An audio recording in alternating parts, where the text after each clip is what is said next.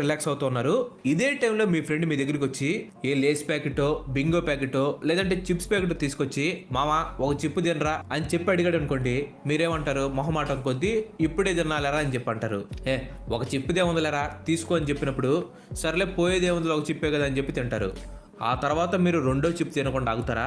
అస్సలు ఆగరు. మీ ఫ్రెండ్ ఇంకా నా దగ్గర ఇక చిప్స్ లేవురా అయిపోయాయి అని చెప్పే వరకు మీరు ఖచ్చితంగా చిప్స్ తింటారు. మీరే కాదు, ఎవరైనా సరే ఒక పొటాటో చిప్ తిన్న తర్వాత రెండో తినకుండా అస్సలు ఉండలేరు. అండ్ తినుకోకుండా ఉండటం చాలా అంటే చాలా కష్టం.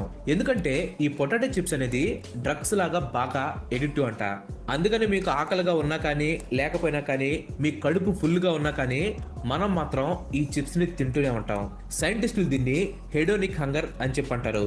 ఈ హెడోనిక్ హంగర్ లో మనకి నిజంగా ఆకలి లేకపోయినా సరే ఈ చిప్స్ తింటూనే ఉంటాం. అండ్ ఇది తినేటప్పుడు మనం చాలా అంటే చాలా హ్యాపీగా ఫీల్ అవుతూ ఉంటాం.